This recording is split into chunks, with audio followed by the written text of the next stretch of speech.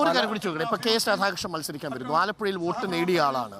ഏതെങ്കിലും തരത്തിൽ UDF-ന്റെ വോട്ടുകൾ കെ എസ് രാധാകൃഷ്ണൻ പിടിച്ചു മാറ്റും എന്നൊരു ഭയമോ? അല്ല, ഞാൻ പറഞ്ഞില്ലേ, ഞങ്ങൾ ഫീൽഡിൽ നിൽക്കുന്ന ആളുകളാണ്.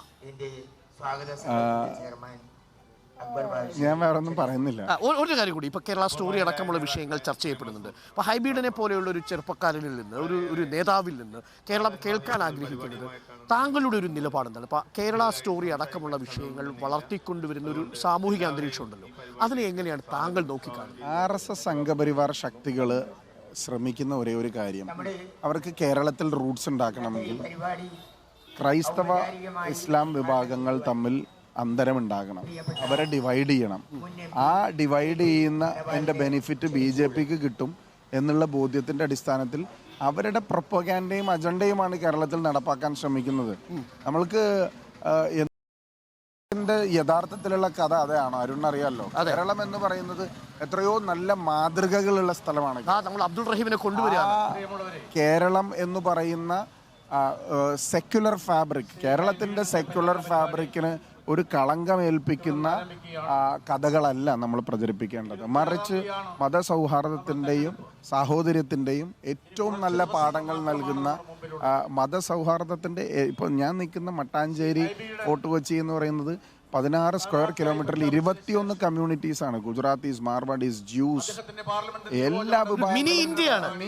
മിനി ഇന്ത്യ എന്ന് പറഞ്ഞാൽ ദശാബ്ദങ്ങളായി ട്രേഡിന് വേണ്ടി വന്ന ആളുകൾ ഇവിടെ സെറ്റിൽ ചെയ്ത് ജീവിക്കുകയാണ്. 100-200 വർഷങ്ങളുമായിട്ട് സ്പൈസ് ട്രേഡിന് വന്ന ആൾക്കാർ, ചെറിയ കച്ചവടത്തിന് വന്ന ആളുകൾ, അവരെല്ലാവരും എത്രയോ സൗഹാർദ്ദത്തോടു കൂടി ഭക്ഷണത്തിൻ്റെ എല്ലാ ഭക്ഷണവും കിട്ടും. മട്ടാഞ്ചേരിയിൽ നിങ്ങൾ പോയാൽ എല്ലാ കൾച്ചറും നിങ്ങൾക്ക് കാണാൻ സാധിക്കും.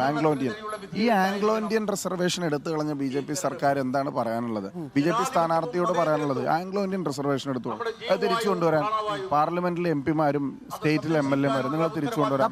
പ്രകടന പത്രികയിൽ യൂണിഫോം സിവിൽ കോഡാണ് പ്രധാന വിഷയം. അല്ല, ഞാൻ പറഞ്ഞത് ഇതെല്ലാം എത്നിക് മൈനോറിറ്റീസ് ആയിട്ടുള്ള കമ്മ്യൂണിറ്റീസ് ആണ്. അവരെല്ലാം ഇൻക്ലൂസീവ് ഇന്ത്യയുടെ ഭാഗമായിട്ടാണ് കോൺഗ്രസ് അവരെ ചേർത്ത് പിടിച്ചിട്ടുള്ളത്. ഈ ചിത്രം പ്രദർശിപ്പിക്കുന്നവരോട് എന്താണ് താങ്കൾക്ക് പറയാനുള്ളത്? മൈനോറിറ്റി ആണെങ്കിലും ചിത്രം പ്രദർശിപ്പിക്കാൻ ചിലരെങ്കിലും തീരുമാനിക്കുകയും അതുമായി മുന്നോട്ട് പോവുകയും ചെയ്യും. അല്ല, ഞാൻ പറയുന്നത് ചിത്രമൊക്കെ ഇപ്പൊ എല്ലാവർക്കും അവൈലബിൾ ആണ്, കാണുന്നതിലൊന്നും നമ്മൾക്ക് എതിർപ്പില്ല. പക്ഷേ ഞാൻ പറയുന്നത് അത് മതവിദ്വേഷം പടർത്താൻ വേണ്ടി എടുക്കുന്ന നിലപാടിനോടാണ് ഞങ്ങൾക്ക് വിയോജിപ്പ്.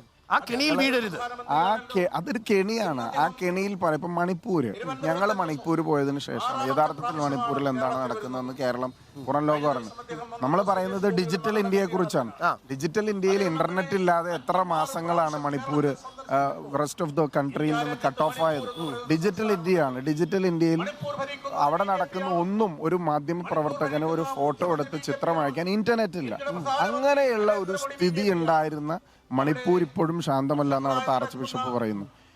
ഈ സ്റ്റേറ്റിൽ ഞാൻ ചോദിക്കുന്നത്, ഇപ്പൊ തിരുവനന്തപുരം ആർച്ച് ബിഷപ്പ് അടക്കമുള്ള ആളുകൾക്കെതിരെ കലാപാഹ്വാനത്തിന് കേസെടുത്തു, CA-ക്കെതിരെ കേസെടുത്തു, ഇതൊന്നും പിൻവലിച്ചിട്ടില്ലല്ലോ.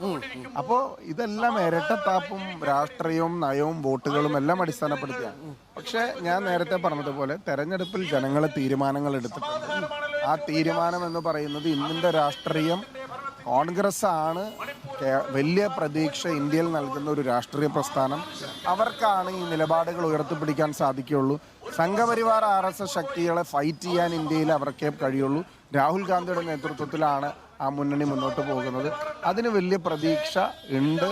അത് ഞങ്ങൾക്ക് അനുകൂലമാകും എന്നുള്ള പ്രതീക്ഷ. Thank you.